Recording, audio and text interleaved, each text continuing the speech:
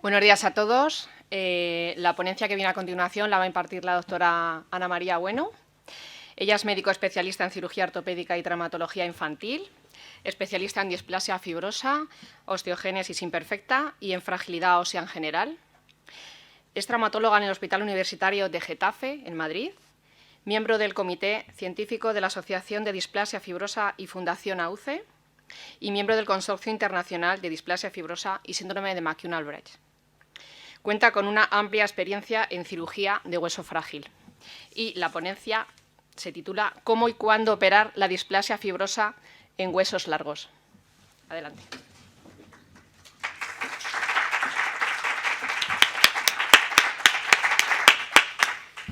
Bueno, pues buenos días. Encantada de estar aquí, ya lo sabéis, los que me conocéis y los que no me conocéis, pues que lo sepáis que estoy encantada de estar aquí y de hablar de estas cosas. No iba a empezar así, pero voy a hacerlo. Hace 10 minutos, hace un cuarto de hora, estaba en otra charla con la Asociación de Raquitismo Hipofosfatémico ligado al cromosoma X, que también es una patología que da fragilidad ósea. De otra manera, pero tal. Y al final me enfrasqué en la conversación y en las cosas y se me subieron los humos y me dolía, y dije que me dolía mucho, o sea, lo dije así, me duele hasta la saciedad la patología de estos niños que tienen fragilidad ósea. Me duele porque hoy por hoy podemos mejorar un poquito su situación física, su situación anímica, porque todo va unido.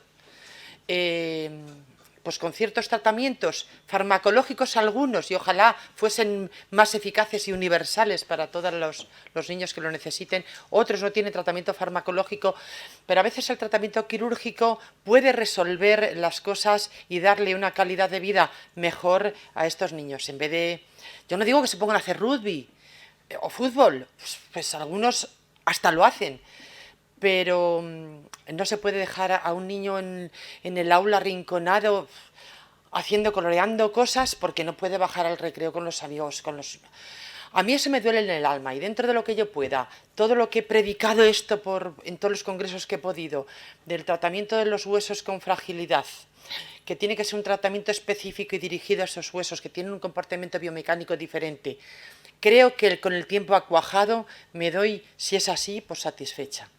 Y por esa razón agradezco que me hayáis invitado a decirlo aquí otra vez, como lo digo en cualquier otro sitio, mi experiencia y mi compromiso con todos estos pacientes, ¿vale? Y con las familias que los cuidan. Y dicho esto, pues vamos a hablar de la displasia fibrosa y el por qué es como es.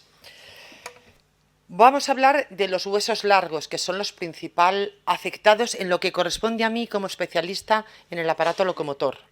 Que el cráneo es hueso y también está muy afectado, pero corresponde a otra especialidad que es neurocirugía, ¿vale? Yo me voy a dedicar sobre todo a lo que son los huesos de carga, los huesos largos del esqueleto, del aparato locomotor. ¿Cómo y cuándo operar esta patología? Digo de los huesos largos y digo de cuándo y cómo de la displasia fibrosa. Esto lo voy a repetir a lo largo de toda la charla muchas veces. En la displasia fibrosa el tratamiento es individual, igual que en la osteogénesis imperfecta, huesos de cristal para la mayoría. Cada paciente, cada caso es una decisión. Hay que analizar la afectación, la localización, la gravedad, lo frágil que pueda ser en ese punto, intuir un poquito la evolución y tratar ese caso en ese paciente y de esa forma concretamente, para él, inventada para él, ¿vale? Bueno, ¿qué le pasa a los huesos con displasia fibrosa? Bueno, el hueso es un órgano dentro del cuerpo humano. Es un órgano como lo es el corazón. Hombre, lo que pasa es que si el corazón nos falla, nos morimos. Si nos falla un hueso, no nos morimos. No, pero fastidia mucho. Y entonces, la idea es que la gente que tiene algún problema, los pacientes que tienen algún problema en algún hueso, mejoren para ganar calidad de vida, sobre todo. Entonces, de algo que no sabemos, las funciones de los huesos es que es el órgano hematopoyético. Sí, en los huesos se fabrica la sangre del organismo y además es el reservorio, es el almacén de calcio y de fósforo del organismo. De tal manera, como contaba en otras situaciones, cuando el calcio de la sangre está bajo y necesita el organismo calcio para otras situaciones vitales como el corazón, lo coge del hueso y al perder el calcio el hueso lo hace más frágil, se debilita y se puede fracturar. Y las funciones mecánicas es lo que todos entendemos. El aparato locomotor, el hueso, los huesos largos, sirven de sostén mecánico al organismo.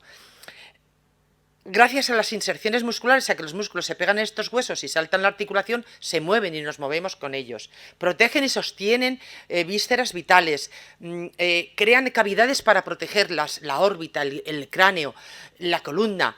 Incluso dentro de esos mismos huesos se hacen orificios que protegen y permiten el paso de nervios de la cabeza al resto del aparato locomotor. O sea, los huesos son muy importantes para muchas cosas, aunque solamente reconozcamos, y la idea general es esta, la de que nos mantiene en bipedestación, nos mantiene rectos, erguidos, nos permite marchar, caminar, relacionarnos con el entorno y hacer piruetas en el aire casi. Cojamos el fémur, por ejemplo. El hueso por fuera, el fémur por fuera es de esta manera, y si lo cortamos longitudinalmente vemos que está rodeado de una capa más gruesa, que es la cortical. Bueno, no me voy a mover, que si no, no se graba. La cortical, y en el centro, pues está más blandito, incluso hueco. Es lo que la gente llama de los animales el tuétano, ¿vale? Vamos a hacerle un cortecito de un cilindro a este hueso. Vemos efectivamente que en el centro es como tubular, como que está más hueco. Y si cogemos un trocito de estas dos partes del hueso, de esta cortical, vemos que hay una zona que es mucho más densa, más dura, más compacta, que es la cortical propiamente, y a medida que nos vamos acercando hacia el centro de ese hueso, pues está como más porótico, más no está tan denso, como una esponja, con más huequecitos, como una esponja de mar. Bien, dentro de cada uno de estas pequeñas trabéculas óseas más compactas o menos compactas, el hueso está formado de forma similar, con un entramado que es como barro, como arena y paja, la argamasa de hacer los adobes, que es arena y paja, y luego de otra que son las células. Esa argamasa en el hueso se llama estroma. Bueno, lo olvidamos. Esa argamasa está formada igual por sales minerales, que sería la arena, y esas sales minerales es el calcio, fundamentalmente.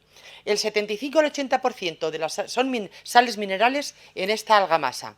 Y fundamentalmente calcio, y la forma en la que está en el cuerpo humano es sobre todo fosfato tricálcico, la hidroxiapatita.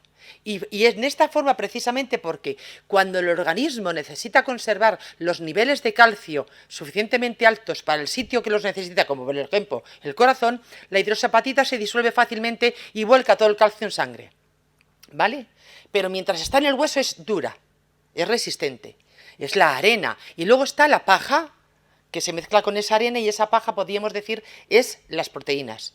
En el hueso, el 20-25%, en el estroma óseo es las proteínas. Y estas proteínas, fundamentalmente el 90% es el colágeno tipo 1. Y de esto me sé un poquito porque es la patología lo que le falla precisamente a los huesos de cristal, de los que tengo una amplia experiencia, ¿vale? Tengo muchos pacientes, muchas cirugías hechas en estos huesos. Y luego ya uno se mete en el tema y lo estudia y resulta que aprendes cosas sobre el colágeno. Bueno, sobre el colágeno tipo 1. Esto es la argamasa y luego están los ladrillos, las células que rodean a las células esta argamasa, y que además es que las células producen el colágeno tipo 1.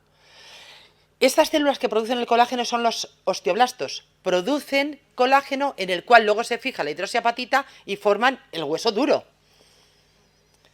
Los osteoblastos producen colágeno, forman hueso. Y luego están los osteoclastos que lo que hacen es deshacer, diluyen, comen el hueso. Aquí hay un rifirrafe entre las dos células, unas ponen, otras quitan, unas hacen y otras deshacen. Pero están en un equilibrio en el que siempre se van reponiendo el hueso, se va haciendo hueso joven, siempre se está reponiendo, no hay un hueso que caduque, porque va reponiéndose. a base de hacer lo que llamamos aquí el turnover óseo, que es hueso que se forma, hueso que se quita. Hombre, esto es importante, porque a veces prevalece una sobre la otra, pero es así. Prevalecen los osteoblastos, por ejemplo, en las fracturas. Es importante que se haga ahí más hueso para reparar la fractura y que haga callo. El callo es el hueso. En la edad de crecimiento, pues hay más prevalencia de los osteoblastos porque hay que hacer mucho hueso y el paciente está creciendo. Pero luego, en condiciones normales, hay ahí un equilibrio. Y esto está así inventado para construir una arquitectura tan específica y tan perfecta y tan bonita como es el esqueleto y la forma y la estructura del esqueleto en el hueso, por dentro. En esa zona que parece que está vacía hay realmente una serie de trabéculas que tienen una dirección concreta para soportar, depende de dónde estén, el peso correctamente. Para los arquitectos de la zona, del sitio, me entienden perfectamente, tiene que ser así. También le da cierta elasticidad, pero todo está inventado para crear una arquitectura como esa, incluso mejor que esa, más perfecta que esa, porque se va renovando. ¿Qué ocurre cuando este equilibrio se rompe? O no hay un colágeno bueno o no tenemos hidroxiapatita. Pues que esa arquitectura se deshace y el edificio se tambalea y se puede caer y se puede, pues, arruinar, como esa ruina. Esto son las displasias óseas, en general. La displasia fibrosa también es una displasia ósea, con ciertas características. La displasia ósea, como digo, es la enfermedad, una enfermedad que afecta al esqueleto, a los huesos. Son muchísimas, hay tropecientas mil, casi todas son enfermedades raras, pueden tener distintas causas, pueden ser genéticas y hereditarias, no todas. La displasia fibrosa no se hereda, y ahora veremos por qué. Pueden afectar a todos los huesos o solamente unos pocos. Dentro del hueso puede afectar al hueso entero o a fragmentos, a trozos de este hueso. Puede afectar a otros órganos, como el raquitismo hipofosfatémico, o al revés, o no afectar más que el esqueleto. La enfermedad tiene su origen en el propio hueso o en otro lugar del organismo, como en el raquitismo hipofosfatémico, cuyo problema está en el riñón. Pierden fósforo por el riñón, si pierden fósforo por el riñón, pierde la sangre fósforo, y si pierde la sangre fósforo, entra más calcio en la sangre. ¿De dónde lo coge? Del hueso. Entonces, en estas displasias óseas puede que haya un aumento de la formación ósea y da lugar a displasias con más calcio, más duras, extremadamente duras y también frágiles y más peligrosas algunas, pero muy raras, como estas que menciono aquí. Y luego las hay en las que se reduce la formación ósea, que en relación al esqueleto normal que tenemos en la diapositiva a vuestra izquierda, a vuestra derecha, pues no tiene nada que ver. Hay superdeformidades en varo, en valgo, o sea, hacia anterior, con aplastamientos vertebrales, con deformidades en la tibia, con deformidades en la paciente que se ve perfectamente, con clavos y placas y tornillos para poder sujetar las múltiples fracturas que se hacen. Esta es una diapositiva que he puesto de un artículo que leí y que compartí con una compañera aquí presente, que era del doctor Thomas Wirth en el 2019, y hablaba de un montón de enfermedades genéticas con fragilidad ósea y ponía casos clínicos de cómo había tratado él y qué displasias trataba. Y dije yo, madre mía, si es que somos como dos almas gemelas, tenemos las mismas inquietudes, nos conocemos por internet ahora, no he tenido el placer de conocerle, le fallé en un momento, pero me complace comprobar que no soy la única que piensa de esta manera, comparando unos huesos frágiles con otros huesos frágiles. ¿Por qué la displasia fibrosa es frágil? Vamos a ver, imaginémonos en el primer dibujo de arriba de vuestra derecha, vamos a ver la tibia, ¿vale? Supongamos que eso es una tibia. Y digo que es la tibia porque está muy cerca de la piel, de la superficie de la piel. Solamente hay que seccionar la piel, llegas al tejido, a la grasita, tal, y está allí la tibia ya, ¿no? Esto es lo que vemos por fuera de la tibia. Si cogiésemos un trozo de tibia y lo cortáramos longitudinalmente, veríamos el tuétano. Y veríamos, y si sacamos una cuña, pues es como esa cuña que hemos visto antes, que tiene la cortical y las trabéculas por dentro en el centro. Esas son las trabéculas de la cortical de un hueso sano. Nos lo imaginamos en la radiografía, ¿ok? Si alguna cosa no entendemos, me interrumpís y me lo decís, ¿vale? Y yo contesto. Mejor sé. Entonces, ¿qué ocurre en la displasia fibrosa? Hay una mutación en el gen NAS. Y este gen lo que hace es que se produce esta mutación, perdón, en las células una vez que ya se ha concebido, es decir, cuando ya tenemos un poquito de niño. Y entonces ocurre que solamente se afectan aquellos grupos de células que tienen la mutación, que no son todas las del organismo, y que pueden estar en el hueso y en otras zonas de fuera del hueso. Por eso lo llamamos que es una enfermedad con un mosaicismo somático. Mosaicismo porque es como un mosaico que pilla aquí, que aquí no pilla, etcétera, etcétera. Por esta razón esta no se hereda, porque no están las células germinales de los papás. La mutación no está en las células germinales, están fuera de las células germinales. Y lo que se produce aquí es que estas células que están mutadas por este gen no produce colágeno tipo 1, sino que produce tejido fibroso. El tejido fibroso no tiene que ver nada con el colágeno y con su hidroxiapatita. Es mucho más blando, es muy blando. Se aprieta y lo doblas como si fuese goma dura, elástica. Digo, este tejido no soporta cargas, ni tracciones, que tires de él, como de los músculos que tiran. Y el hueso, en cada caso, puede ser más o menos resistente en función de la proporción de hueso que tenga, la proporción de tejido fibroso que tenga, del lugar donde asiente ese trozo de displasia fibrosa, amén de otras variables, que ahora miraremos. Y esto va a dar lugar a un comportamiento biomecánico variable. Y estas variables son lo que decimos, la forma clínica, si es monostótica o poliestótica. La poliestótica peor. Está el paciente mucho más afectado en muchos huesos y a lo mejor fuera de los huesos. Depende del hueso que está afectado. Peor el fémur entero, o la tibia, o la pelvis. Pero peor si dentro del fémur está en la cadera, que es muy frecuente. Por eso digo que depende también de la localización, si está un poquito más abajo del fémur, en el centro, o un poquito más en los extremos, más difícil de resolver quirúrgicamente. Y depende del tamaño de la lesión y si dentro de esa lesión de displasia fibrosa hay trabéculas óseas suficientemente íntegras y buenas que aguanten también un poquito de carga. O sea, por eso digo que el comportamiento biológico, biomecánico, es muy variable. ¿Qué hacen en conjunto el hueso frágil? Lo que decíamos, ¿vale? Porque fijaros, esto es la cuña del hueso sano. Y esto es el tejido fibroso, que ahí parece una bola rígida. Esto lo coges con el dedo y se fragmenta. Lo aprietas y se desmenuza. Esta es una tibia sana y esa es una tibia con displasia fibrosa, perdón. La radiografía y la resonancia. Y veis que dentro del hueso, ¿dónde está la diferencia entre el hueso sano y lo que tiene el impacto de la lesión de la displasia fibrosa? Aquí. ¿Me siguen, verdad? Y esta es la radiografía de una cadera sin displasia fibrosa y de otra con mucha displasia fibrosa en ese punto concreto. Y esto es una tibia a la derecha sin displasia fibrosa y a la izquierda con displasia fibrosa. Y esto es una imagen en el escáner y quiero que se fijen en esta imagen concretamente porque el fémur izquierdo tiene poco tuétano y tiene la cortical muy gruesa. En el lado derecho, aparte de ese redondel que hay en el centro, que es un clavo, tiene la cortical mucho más fina y es más ancho.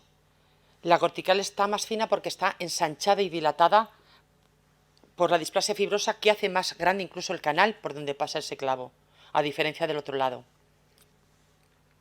Tanto puede ser así que puede dar lugar a que se deforme la cadera y se convierta en una coxavara, y esto es muy peligroso, o que se deforme la tibia y se doble, o que se fracture espontáneamente o con mínimos traumatismos. Pero insisto, el tratamiento es individual y cada paciente, cada caso es una decisión. Hay que mirar dónde tiene la lesión, cómo es esa lesión y cómo se puede resolver. Luego hay una serie de estudios respecto a la tasa de fracturas en las que no me voy a meter. Pero sí es cierto que las fracturas van a depender también un poquito de la edad del paciente, porque sabemos que durante la época de crecimiento progresa con la edad, que se enfría la actividad de la displasia fibrosa, no siempre, con la maduración esquelética. Y que en esas lesiones, cuando hay que operarlas, hay que estabilizar la lesión para evitar que lo que hemos hecho produzca o facilite una nueva fractura. Que hay que respetar los cartílagos de crecimiento, porque estamos hablando de los niños. Y que hay que preservar la biomecánica que tú hayas dejado para que al final del crecimiento pues no repercuta en la invalidez o limitación del adulto. Esto es un fémur y una tibia sanos, sin displasia fibrosa. Digo sin displasia fibrosa, sanos en general. Y estos son el fémur y la tibia de un niño. La diferencia está en que en los extremos del fémur y en los extremos de la tibia, que es donde forma parte de la articulación, están los cartílagos en los adultos cerrados y en los niños hay espacios vacíos, negros, que son los cartílagos de crecimiento. Y como son cartílagos de crecimiento, pues no se ven en la radiografía. Y los extremos del hueso son más pequeños, porque también tienen mucho más cartílago y no se ven en las radiografías. Todo eso, a la hora de hacer el tratamiento quirúrgico, hay que verlo, respetarlo, pero también hay que estabilizarlo. Por eso cuando decía en la diapositiva 31 que el comportamiento biomecánico es variable y que no soporta las cargas, lo digo y lo repito porque es un tratamiento individual. Y el hecho de que yo esté aquí, Ana Bueno, es porque los avatares del destino, si me estoy enrollando mucho me lo decís, por los avatares del destino empezamos en mi hospital con la osteogénesis imperfecta y al final mogollón de gente que iba con la osteogénesis imperfecta a mi hospital. Y entonces, en mi haber tengo en mis registros más de 300 pacientes. Es una enfermedad rara también, ¿vale? ¿Cuántas cirugías? Pues creo que en alguna diapositiva sale, no sé, más de 600. Sobre las caderas, que es un AI, pues no sé, es que no tengo actualizado, más de 50. Bueno, el caso es que tantas cirugías y tantos pacientes vistos y cómo se comportan y qué hemos hecho mal al principio, qué hemos dejado de hacer mal después o qué podemos seguir haciendo mal todavía, viendo muchas radiografías y viendo muchos pacientes, pues me da cierta capacidad para intuir cosas sobre ellos. Cada vez que, cuanto más veo, la verdad es que más dudas me asaltan, esa es la verdad. Pero por esa experiencia en huesos frágiles, alguien contactó conmigo y que su hija tenía displasia fibrosa, a la que le agradezco en el alma que contactara conmigo. Y bueno, pues traté a su hijo y eso me ha dado también la oportunidad de conocer a más niños con displasia fibrosa y de ver la gran similitud que hay entre unos y otros. Y además ella me contactó porque investigando por ahí le sugirieron, tienes que contactar con alguien que tenga experiencia en huesos frágiles. Porque efectivamente su comportamiento, el comportamiento de la displasia fibrosa, el sitio donde está la displasia fibrosa es similar. O incluso en algunas ocasiones hasta peor. Ahora lo vamos a ver, ¿vale? Entonces, digo, como me hace experta en esto y bueno, compruebo y veo que hay artículos por ahí con gente con experiencia en estas patologías que hace y piensa lo mismo que yo. Y que incluso, no sé si les asaltarán las mismas dudas, pero a mí me siguen asaltando muchísimas y cada vez me preocupa más cada uno de los huesos de estos pacientes. Bueno, entonces digo que ¿cuándo hay que operar? Pues mirad, hay que hacer cirugía profiláctica en algunas ocasiones. Bueno, permitidme antes, vuelvo a esta diapositiva. ¿Cuándo hay que operar? Mirad, en general, pues cuando hay una deformidad, una fractura que vemos que va a evolucionar y la fractura que vemos que no se cura con tratamiento conservador, hay que hacer una cirugía profiláctica. Cuando hay que corregir una deformidad para que no avance, efectivamente, el tratamiento de la fractura, como acaba de decir, y en algunos casos, por el dolor, esto es lo menos, y lo pongo entre comillas porque es muy dudoso. Yo tengo en el tratamiento del dolor con cirugías que se resuelvan, tengo muy poca experiencia y la verdad es que es más que dudoso. Puedo contar alguna anécdota, pero no esa es la indicación. La indicación, si hay dolor, es quizás los difosfonatos, que en algunos artículos y algunas publicaciones dicen que efectivamente mejoran del dolor. Algunos sí, algunos no. Bueno, entonces la cirugía profiláctica se debe hacer en zonas que tengan una amplitud importante dentro del hueso ocupadas por la displasia fibrosa. Cuando las corticales están muy abombadas, muy adelgazadas, el signo de la cáscara que decimos nosotros en la radiografía, porque debilita mucho ese hueso. Cuando la densidad ósea trabecular dentro de la lesión es nula, no hay trabeculación ósea. Cuando aparece una incurvación lo suficientemente importante diafisaria y dices que se va a romper, o en la coxa vara, el inicio de la coxa vara, no puedes esperar a que se haga vara del todo, porque si le operas, ahí le tienes que cortar el hueso, colocar la cadera y poner luego un clavo. Entonces, antes de que tengas que cortar el hueso, le haces la cirugía profiláctica sin tener que hacer osteotomía. Y en aquellas fisuras en huesos de carga, porque la fisura evoluciona a una fractura completa. Estas son un análisis comparativo en el que se hacen huesos normales, sanos, de cómo haces cirugía profiláctica, pero lo voy a dejar. En una situación aguda también hay que hacer cirugía y en muchas ocasiones, igual que en la osteogénesis imperfecta, la cirugía está más veces indicada en estos huesos. ¿Por qué? Porque sabemos, y seguramente no he oído al dietista, pero seguramente lo ha dicho, el desuso y la descarga, el reposo, el sedentarismo, hacen que el hueso pierda en general más calcio en personas sanas. Si tenemos un hueso ya de por sí frágil, le mantenemos en reposo y con inmovilización más tiempo, pues perderá más calcio y más frágil lo haremos. Entonces, aquí, igual que en la osteogénesis imperfecta, está más veces indicada la cirugía. ¿Para qué? Para que sujete bien el hueso desde el primer momento, le pongas a apoyar y a cargar desde el primer momento, sin escayola y sin férula. Aunque a veces nos dé mucho miedo, sobre todo si no estamos acostumbrados a este tipo de tratamiento, ¿vale? Pero es así, hay que evitar la inmovilización y el desuso del miembro, sobre todo los miembros de carga, ¿vale? Entonces, en algunos casos se ponen placas y injerto, pero pues son poco útiles. La síntesis, como digo, tiene que ser estable y duradera. Y lo indicado por todos los expertos y por mi propia experiencia son los clavos intramedulares. Los clavos que van de extremo a extremo del hueso por dentro en el tuétano, ¿vale? En el canal medular. Agarrando siempre zonas sanas, porque la displasia fibrosa se comporta como si pisaras arenas movedizas, se hunde, te hundes en ella.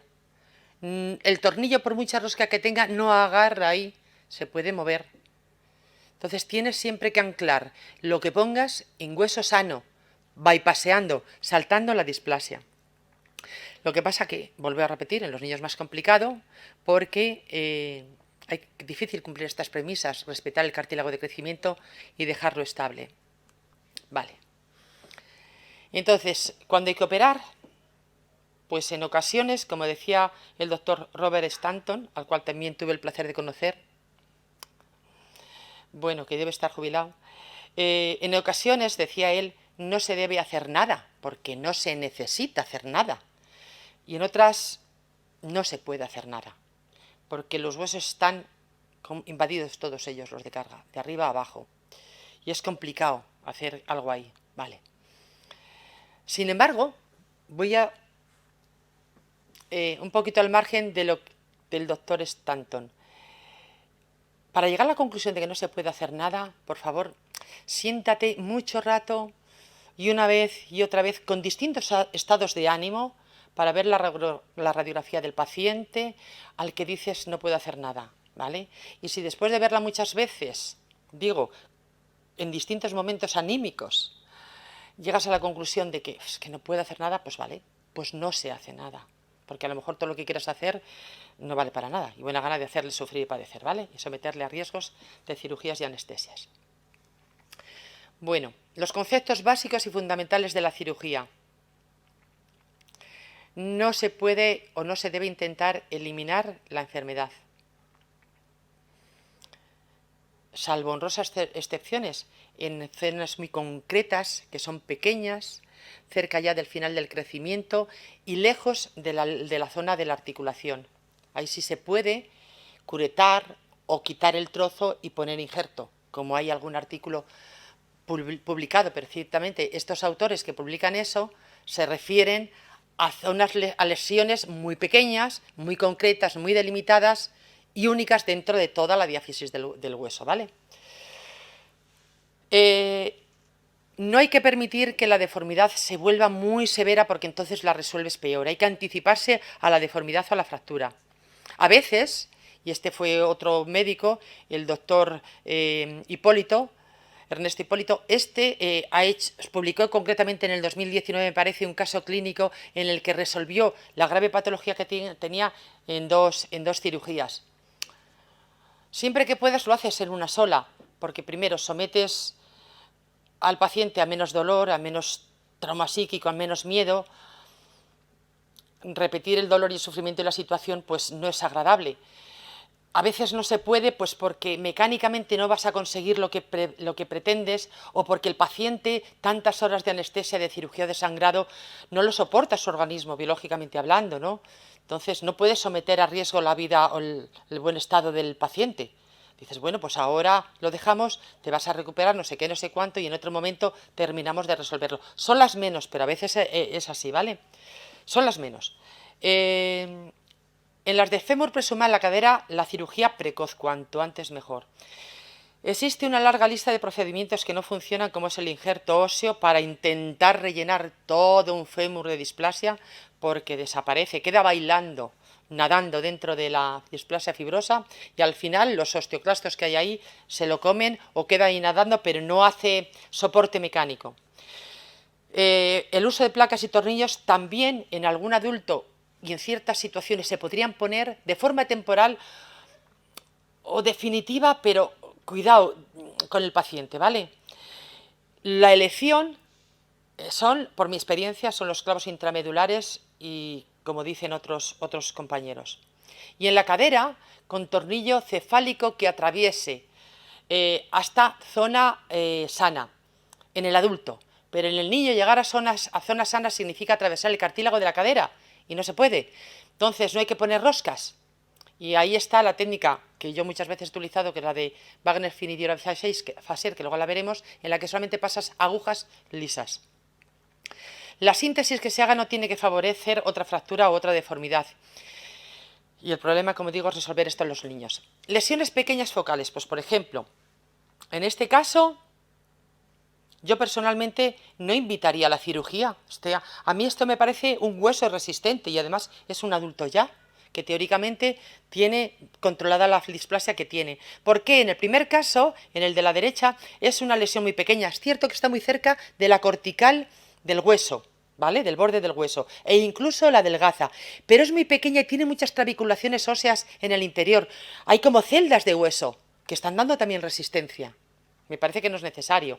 Y en el otro lado, que parece una lesión mucho más grande, resulta que conserva muy gruesa la cortical de ese hueso. Es gruesa, es resistente. Yo en este caso no haría nada. O sea que no todo hay que operarlo.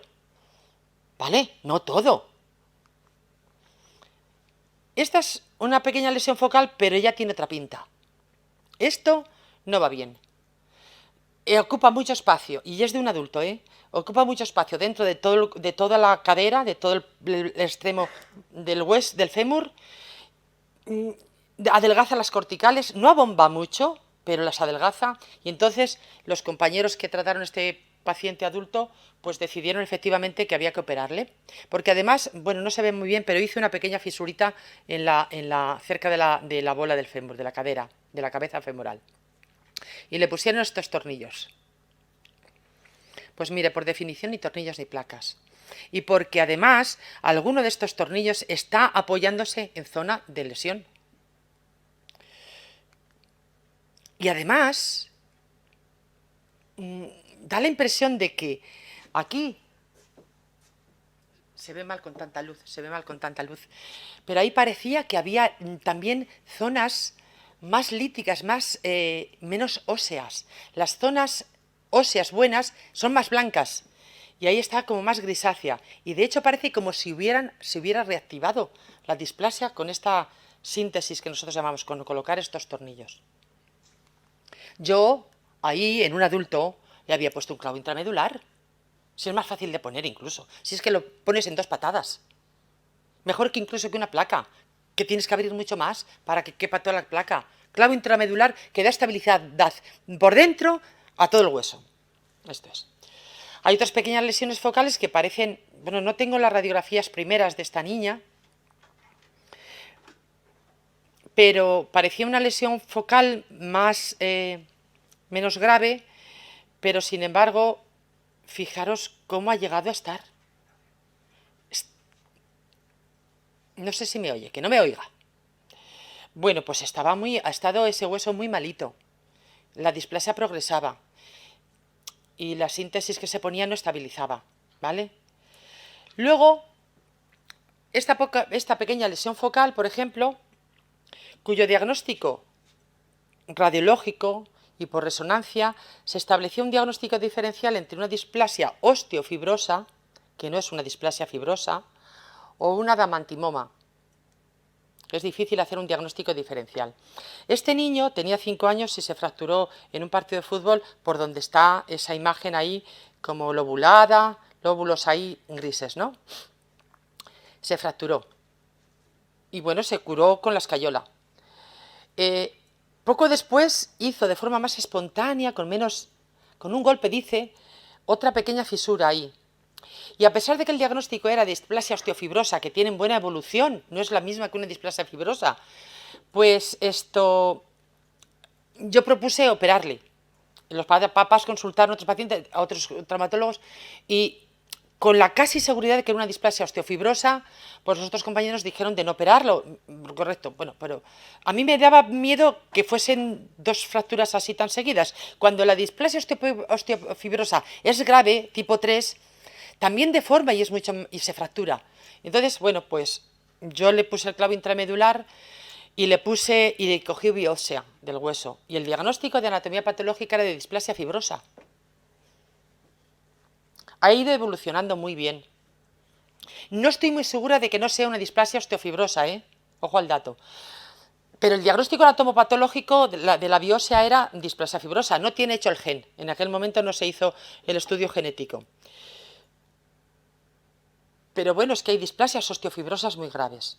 Bueno, este niño, loco de la vida, juega al fútbol como loco, como Messi, también juega al golf y no sé qué más cosas hace. Y no ha vuelto a tener ningún problema, pues bueno. Luego hay amplias lesiones cuyo tratamiento quirúrgico es muy complicado. En la diapositiva de la derecha está afectado todo el fémur y la parte de arriba del fémur, la cadera. Y en el lado más derecho de ese paciente, pues tiene una coxa vara muy vara. Se ha caído mucho el cuello y la cabeza del fémur. Aunque lo miraremos ahora despacito, y en el otro lado se ha hecho una fractura, y el hueso de más de la izquierda, con su resonancia, se ven todas las lesiones y todos los impactos que tiene dentro del fémur, que en las radiografías a veces no lo vemos.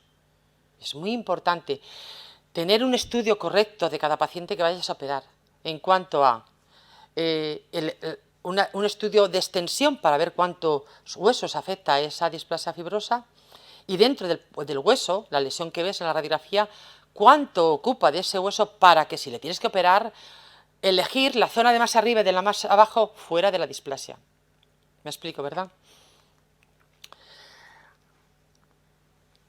Esto aguantó, las placas aguantaron. Yo no se las voy a quitar para cambiarla por unas señoras, son 2 señoras muy mayores, bueno, muy mayores, 40 y pico años, 50 años.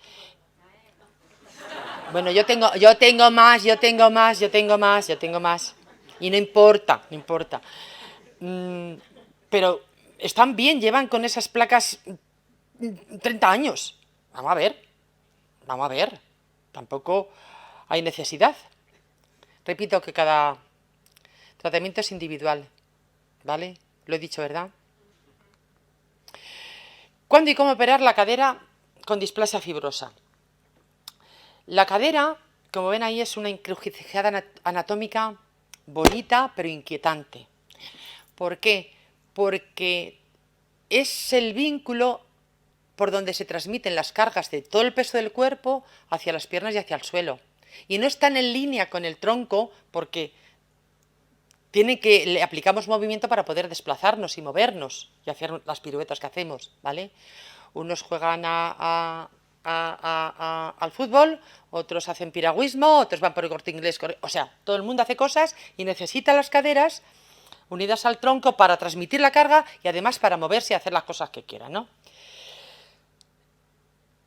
Y además es que la carga viene por aquí hasta aquí y luego va por aquí. Aquí, en este medio, hay unas cargas de cizallamiento, una empuja hacia arriba y ahí se puede cargar la cadera enseguida. Entonces es un sitio peligroso cuando afecta la displasia fibrosa y es difícil de resolver correctamente. La displasia fibrosa aquí afecta, bueno, cuando es poliostótica siempre se ve pillada ahí, pero en muchas monostóticas la porción proximal del fémur se pilla la cadera. Puede deformarla sin límites, afectar el cuello que es esto, y la región metafisaria, y es, como digo, muy difícil de resolver, y más cuando se deforma en forma de cosa vara. Hay una diferencia entre una cadera y la otra, ¿verdad? Digo que hay que anticiparse a la deformidad, hacer cirugía profiláctica y evitar la osteotomía. Y el problema está en los niños, lo vuelvo a repetir, es un continuo esto, ¿vale? Hay que evitar la recidiva precoz porque si no, fíjense lo que puede pasar. Esta cadera está muy vara. Resolver eso es mucho más difícil que si la pillamos en esta posición como esta. Y yo a esta la pillé cuando lo fui a operar así. La puse en lista de espera con esta situación. Digo, antes de que se caiga más, las circunstancias del momento. Esperó 3 o 4 meses en esa lista de espera y la pillé en el quirófano así. Bueno, hay que evitar esa situación. O en este otro caso, en el que la displasia está produciendo, donde está la flecha, una fisura. Y el círculo marca la zona del cuello que está muy débil, muy fino. Eso se va a seguir rompiendo. Si no tienes sostén, digo, las fuerzas de cizallamiento, la que baja y la que sube, entre medio está eso. No aguanta. Entonces, facilísimo sería poner una placa con tornillos. En el adulto facilísimo, porque metes el tornillo hasta el borde de la cabeza femoral.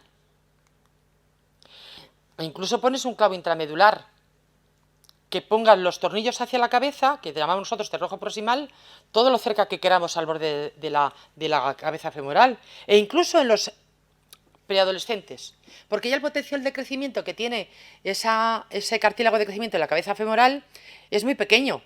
Entonces, no vas a producir ninguna lesión importante si ya le pasas el cartílago de crecimiento con los tornillos que sujeten bien, ¿vale? Pero claro, en los niños no podemos atravesar el cartílago de crecimiento con tornillos a la me cachen 10, ¿no? Porque te cargas ese cartílago de crecimiento. Entonces, se ponen agujas lisas que atraviesan y sujetan la zona sana y atraviesan el cartílago de crecimiento, que da mucha estabilidad. Y podemos comprobar cómo evolucionó esta cadera de estar en esta situación. Hay que hacer osteotomía aquí, ponerla en su posición y luego sujetarla. Y cómo a lo largo de los años, esta niña tiene 18 años y esto tenía 7, a lo largo de los años ha ido creciendo perfectamente bien. Y tanto que vemos que las agujas han quedado muy cortas. Porque este cartílago que había aquí ha ido dando longitud al cuello. Y no ha pasado nada. Y en este otro niño, pues antes de que se rompiera o se varizara y hubiera que hacerle la osteotomía que hicimos en la otra niña, pues lo sujetamos así. Y hasta el punto, ve, atravesando el cartílago de crecimiento, de que creció el cartílago de crecimiento y las agujas ya quedaban cortas.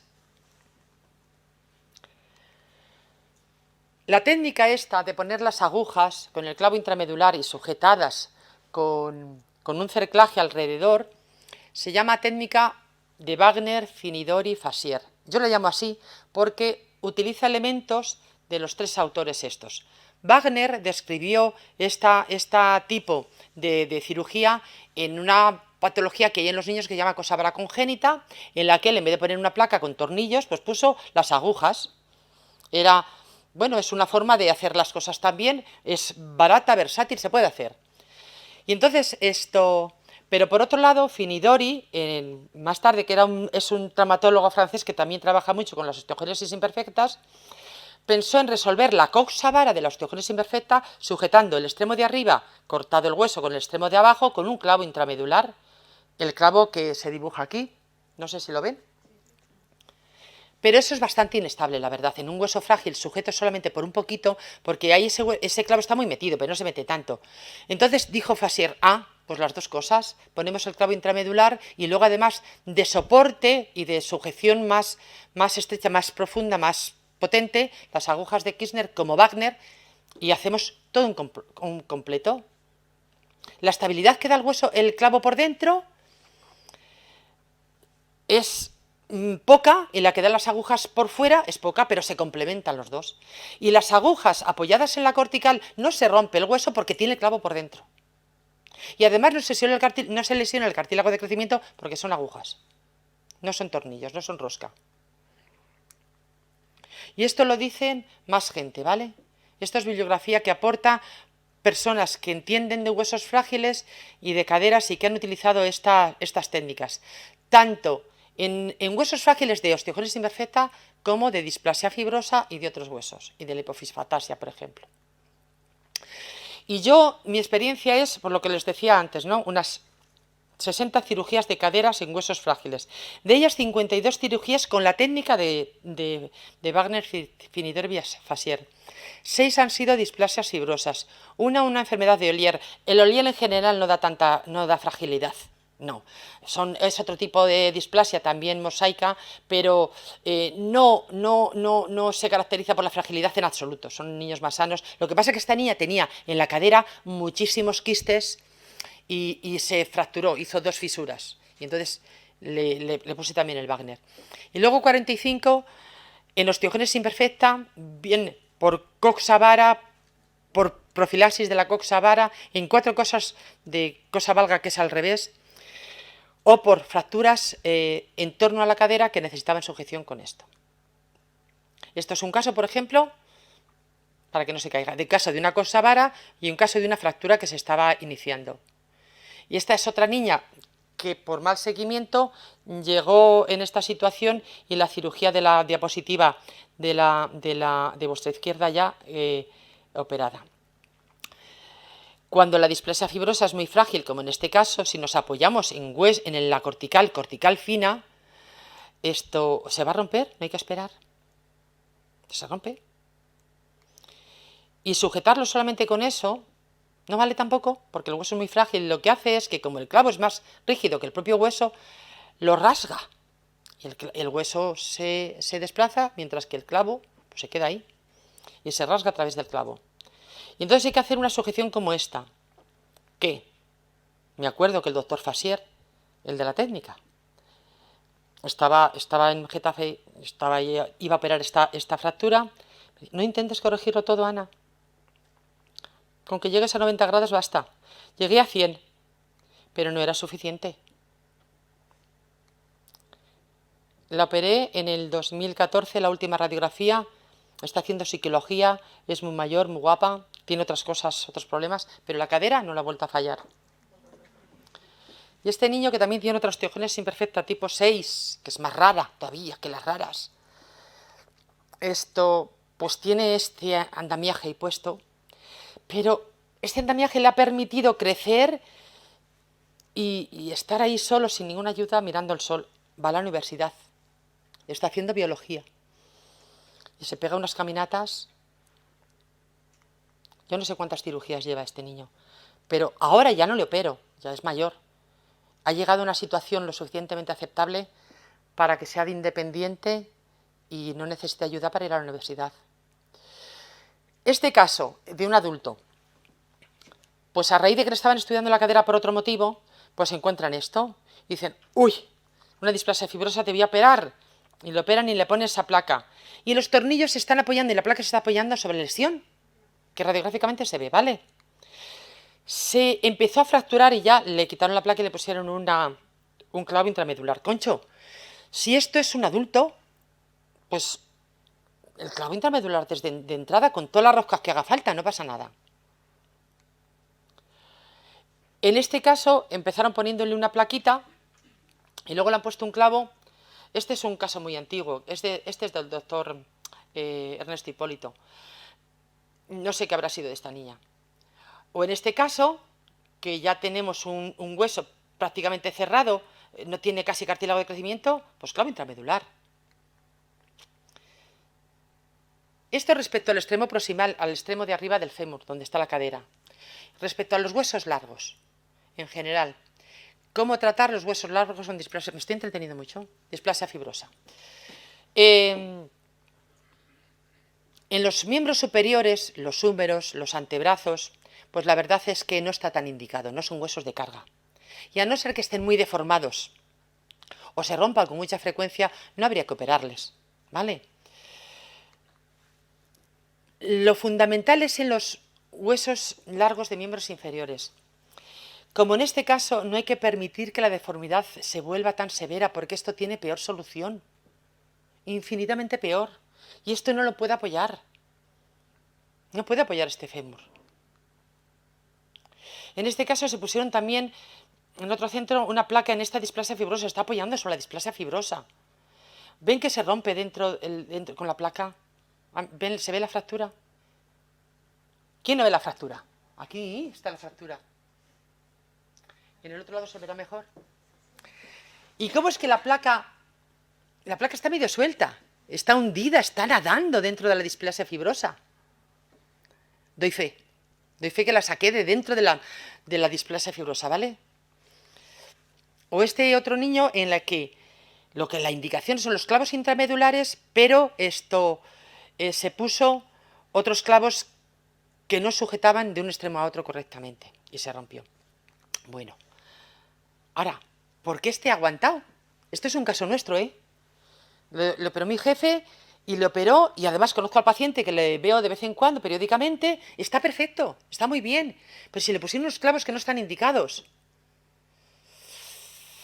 Fue bien, pero miren ustedes, si yo a este paciente le encuentro en el momento adecuado, en ese momento no le pongo esto, no le hubiera puesto esto. Y mi jefe, estoy absolutamente convencida que ahora tampoco se lo pondría, porque ahí, bueno, el riesgo de que esto hubiera fallado era muy alto. Y afortunadamente este paciente no le falló. Pues bien, bien. Vale. Como tampoco fallaron estas placas.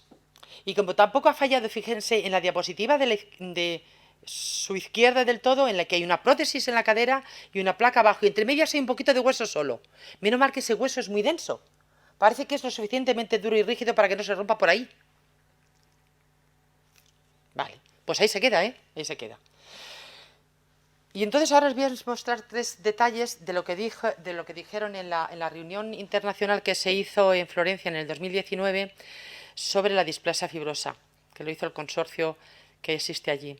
Bueno, pues estas son diapositivas del doctor Ernesto Hipólito, que tiene mucha experiencia, 44 pacientes, tal, en los que decía la tracción del hueso, las agujas percutáneas con un yeso, que es otra técnica quirúrgica que tira del hueso, rasgándolo un poquito, los clavos intramedulares sin estabilizar en el cuello femoral, las placas, salvo excepciones, deben ser abandonados. Lo dice, esto es una copia, fotografía de su diapositiva. Y dice además, creemos que en la actualidad la mejor estrategia en el tratamiento de los huesos largos de carga con displasia fibrosa generalizada es reforzarlos con estabilización intramedular, es decir, con huesos intramedulares dentro de la médula, en el tuétano, para prevenir fracturas y o deformidades de repetición. Y eso es así de bueno, pero están los niños con el cartílago de crecimiento y vuelvo a lo mismo. Y respecto a los huesos largos, la estabilización con clavos intramedulares en niños en crecimiento, tengo muchísimos niños, porque las osteogénesis imperfectas se fracturan desde que nacen, antes de que nazcan. Entonces a muchos les tengo que operar muy pequeñitos y tienen que seguir creciendo, pero tengo que evitar que se fracturen. Entonces el clavo intramedular.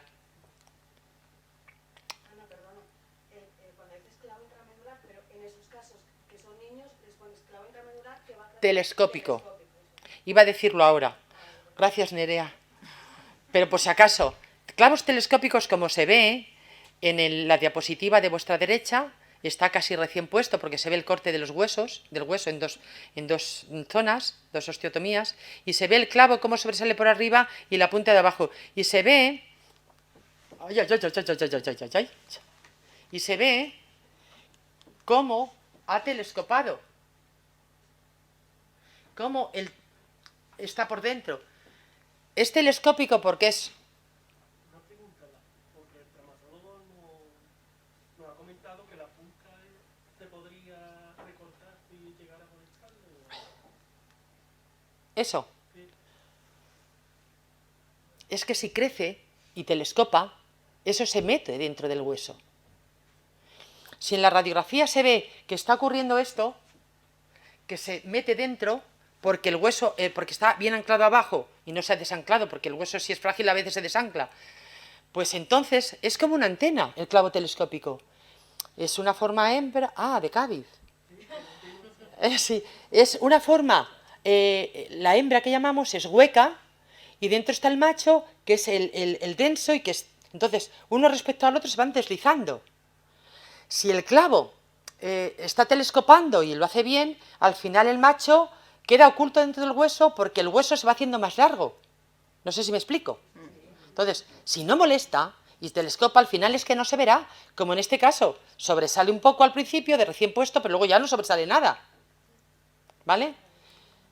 Y otro caso.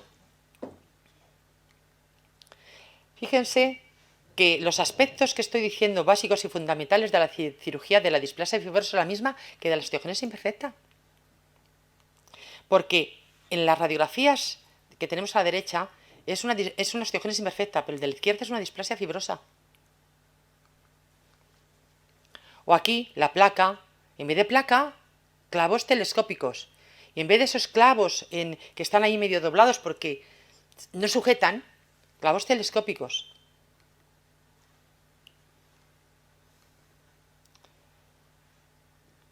Deformidad, osteotomía y clavo telescópico. De extremo a extremo. No se puede apoyar en la cortical de los lados porque se rompe. Y vemos cómo telescopa. ¿Lo vemos, papá?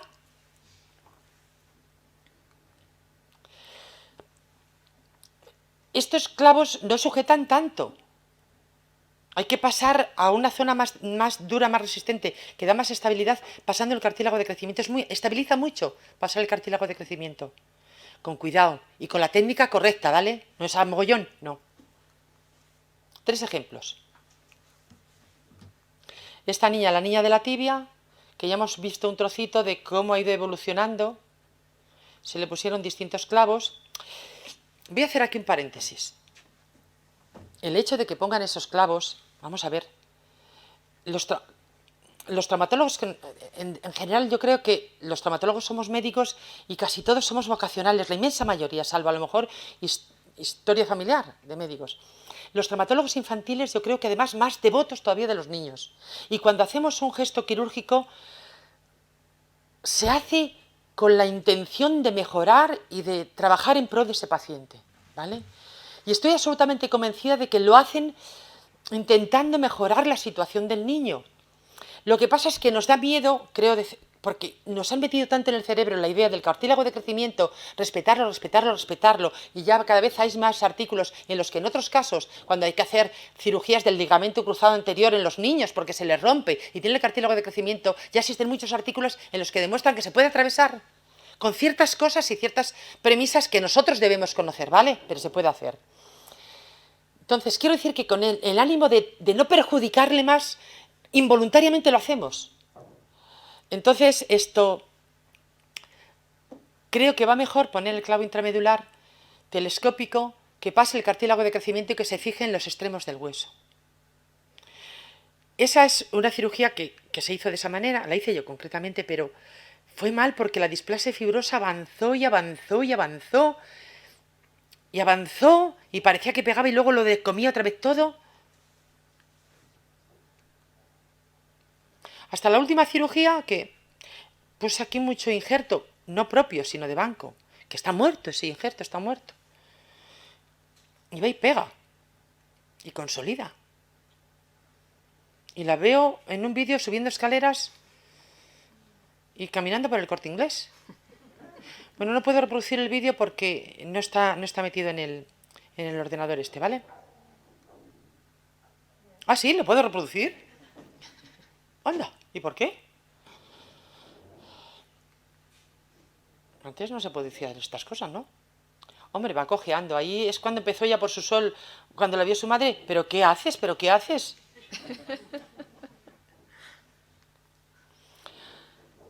Entonces digo, bueno, pues vamos a moldear mejor esto. Y entonces tienen la última cirugía hecha para moldear toda la parte anterior que había crecido extremadamente, envolver un poquito el clavo por detrás con más injerto, cruzar los dedos y ver qué pasa. Estoy absolutamente convencida de que va a ir muy bien, por si me están oyendo.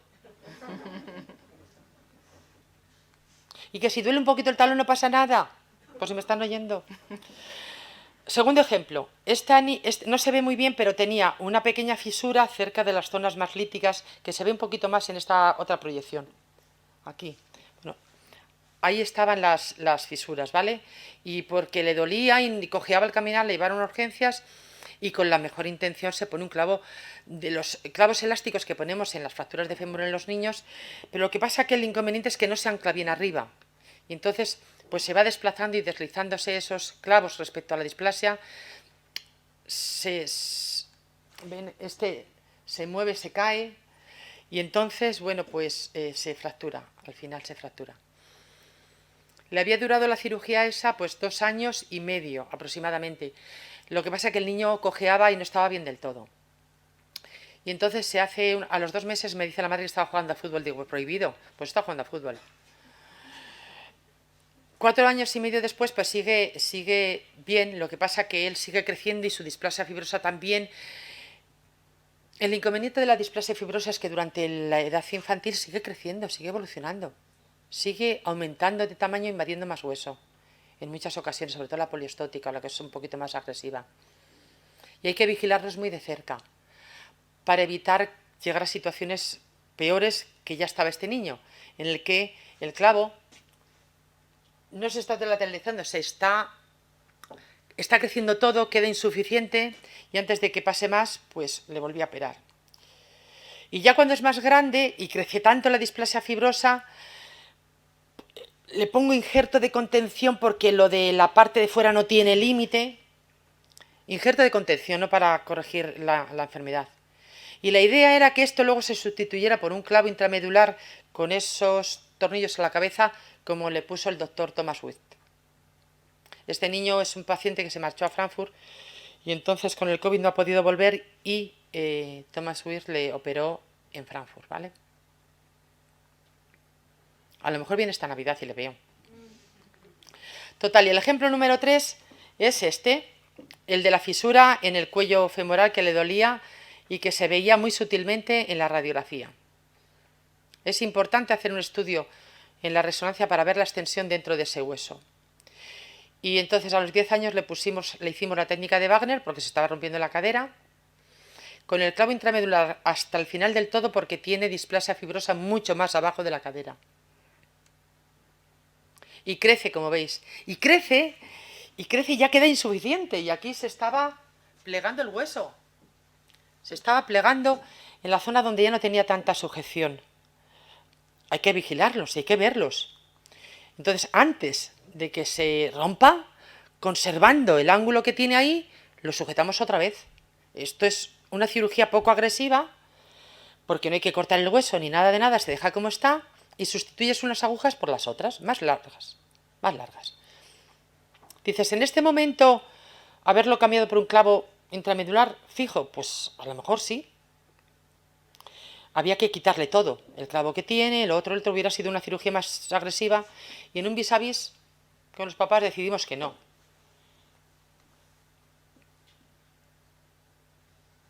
Así fue evolucionando, bien, hasta que se rompió el fémur, más abajo, por donde estaba el clavo. ¿Y por qué? Fijaros, porque ahí esa lesión es muy lítica y adelgazaba mucho esa cortical. Y quizás el clavo telescópico no es tan duro ni tan resistente como el clavo fijo de los adultos. Quizás. Y a lo mejor quizás, por si alguien me escucha, tendríamos que haberle puesto ese clavo en ese momento. Decidimos que no. Bueno, a lo mejor se hubiera roto o no este. Pero si este no se rompe, este fémur no se rompe, no se lo quito nunca. No se lo cambio, si él está bien. Bueno, la idea que le puse yo a este chaval, pues la misma que el doctor Wirth a ese otro. Un clavo intramedular de adultos con tornillos y roscas en la cabeza, porque ya no hay que respetar ese cartílago. Conclusión. ¿Qué es un hueso frágil? El de la displasia fibrosa, similar en muchas ocasiones a la osteogénesis imperfecta, y que el tratamiento es individual, cada paciente, cada caso es una decisión, ¿vale? Que no se debe simplificar ni menospreciar la patología del hueso frágil, que hay que reconocer y admitir que estos huesos tienen un comportamiento biomecánico diferente al hueso sano, que se comportan a veces localmente como las metástasis de los huesos del cáncer, que van haciéndose más grandes, más grandes, más grandes. Y no puedes apoyarte. A ningún traumatólogo se le ocurriría poner una placa sobre una metástasis de un hueso que se va a romper. Le pone un clavo intramedular de extremo a extremo para que si avanza no se rompa. Bueno, el error es hacerlo de otra manera, puede conducir a situaciones de nuevas deformidades y de riesgo de fracturas añadidas. Y ya está. Muchas gracias de verdad por dejarme que venga aquí. Y si esto al final lo va a escuchar alguien, lo ve alguien en las redes o entrando en la página, y si cuaja en alguien, pues ya está. Yo me voy a jubilar dentro de 2 años y me gustaría y medio, más que me pese. Me gustaría, pues efectivamente, que antes de nada, pues yo pudiera sembrar esta semillita y creciera en los traumatólogos infantiles de toda España. Esta idea, ¿vale? Y digo que cada caso es individual, por favor, ¿vale? Muchas gracias, Ana. Muy interesante, como siempre. Y a mí me emociona cuando hablas y nos dices, haces que nuestros chavales lleguen a la edad adulta de la mejor manera posible y puedan llevar una vida independiente. Eso me emociona, de verdad. Muchas gracias. A ti. Pues nada, seguro que hay alguna pregunta.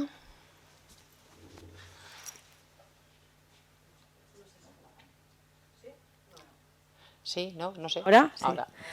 No tengo una pregunta, solamente tengo agradecimiento, Ana. Nerea, por favor. Porque ha sido para nosotros una luz y no tenemos más que palabras de agradecimiento hacia ti. Ojalá escuchen los traumatólogos, pero nosotros trabajaremos para que todo el mundo te escuche. Porque creo que tú estás dando la solución a muchos problemas. Ojalá te hubiéramos conocido cuando tenías 25 años. Sería una inútil total, seguro. A los 25 años, inútil total. Yo os agradezco a vosotras que me hayáis dado la oportunidad de conocer este mundo vuestro, de verdad. Y la satisfacción que me da cuando algún niño sale adelante. También es cierto que te frustra cuando a veces no lo consigues. Pero bueno, cosas. Para todos los que están por aquí, una de las fotos, uno de los más fotografiados de ahí era mi hijo. Y ella, la nutricionista, nos hablaba antes del abordaje de cualquier cosa de forma global, ¿no? De cualquier enfermedad, que son personitas. Y tú lo has dicho también, me ha encantado que dijeras lo del abordaje, ¿no? De la persona en global, su salud mental, su salud física, todo. Entonces ella nos está hablando todo el tiempo de cómo reparar un hueso y cómo mejorar la calidad de vida de ese crío. Pero, por ejemplo, en mi caso, voy a personalizar, no se debe hacer, pero claro, ¿qué hubiera pasado si no le opera a Ana, ¿no? Mi hijo ha hecho todo su bachiller, ha llegado a la universidad y hace eso, sube, baja escaleras, camina, va a la universidad, camina solo. Eso yo creo que no hay... ¿Cómo se agradece eso? Eso no se puede agradecer. Eso es el profesionalismo llevado al extremo.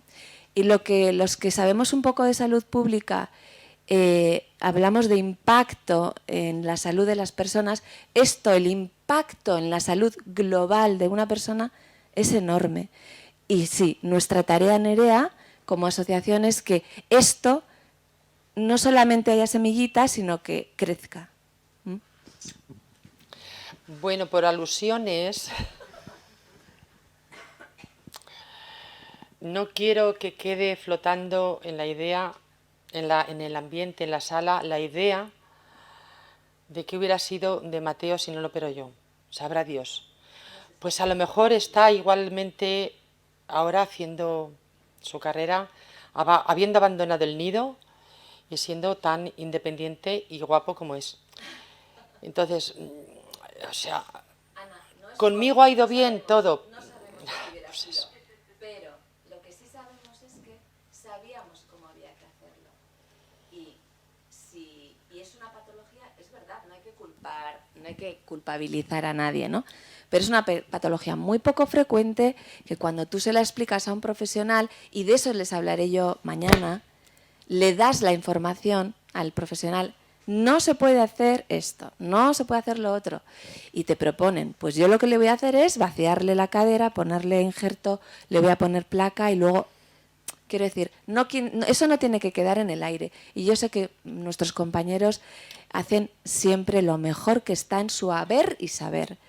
Pero desgraciadamente el saber de esta patología pues no está muy extendido.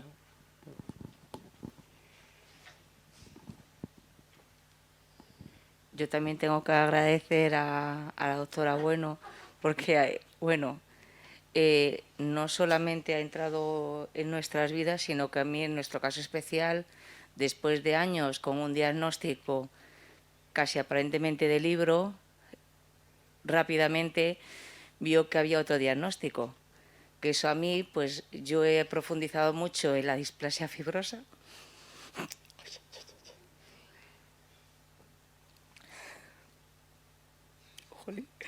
Y sin embargo, Pero ya. me quedó un poco al aire en otro sentido, pero bueno, da igual porque ya te he dicho que luego te voy a abordar. Vale. Pero afortunadamente el diagnóstico es mejor diagnóstico en ese sentido. Bueno, hasta cierto punto, porque a diferencia de la displasia fibrosa, el Ollier invade las líneas fisarias y produce su aquel y su alteración en relación al crecimiento de los huesos de forma sincrónica. Claro, tiene su aquel, tiene otra cosa.